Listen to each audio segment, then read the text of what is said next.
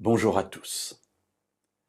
Jésus vient de passer plusieurs heures à enseigner les foules.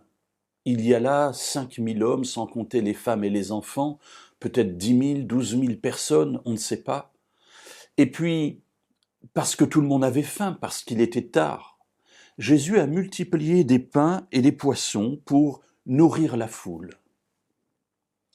Et nous en sommes à ce point du récit dans l'Évangile selon Matthieu au chapitre 14 et au verset 22 et 23. Ensuite, Jésus obligea les disciples à monter dans la barque et à le précéder sur l'autre rive pendant qu'il renverrait les foules.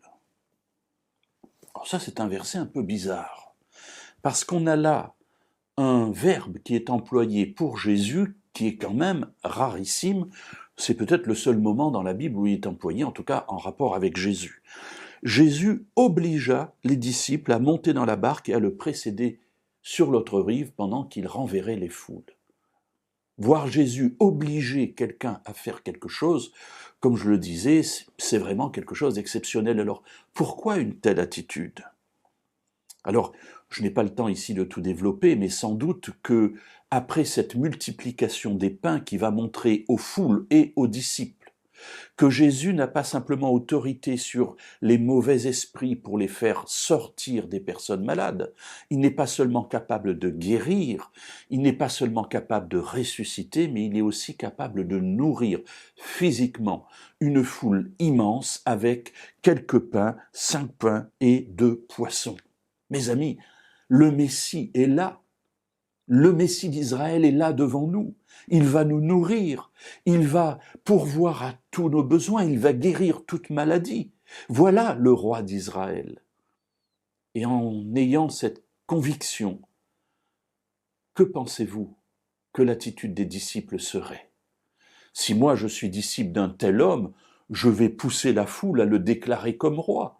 Je vais pousser cet homme à devenir roi. Souvenez-vous que Pierre, à un moment donné, lorsque Jésus lui dira qu'il va mourir et ressusciter, il dira « Dieu ne plaise, cela ne t'arrivera pas, c'est pas possible, tu es le Messie, il ne peut pas t'arriver une telle chose. » Jésus sait que ses premiers ennemis, si vous me permettez l'expression, dans ce moment particulier où peut-être la foule veut l'amener à être roi, eh bien ses premiers adversaires, ce sont ses propres disciples, qui eux pensent aux places qu'ils vont pouvoir avoir à droite et à gauche, comme ministre des Finances ou comme ministre de la Justice, et vont pousser Jésus à devenir roi, vont pousser la foule à faire de Jésus un roi. Jésus ne veut pas être le roi d'Israël. Il est le Messie du monde.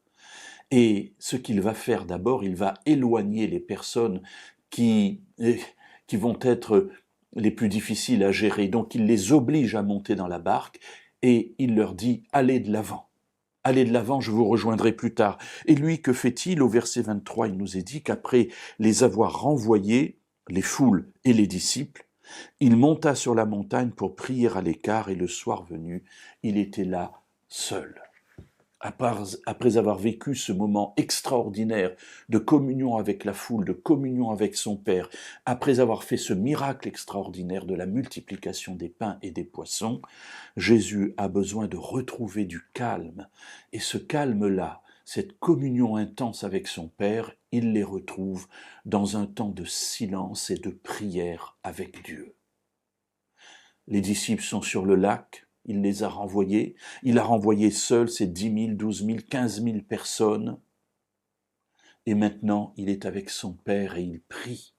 Et il va passer une partie de la nuit à prier.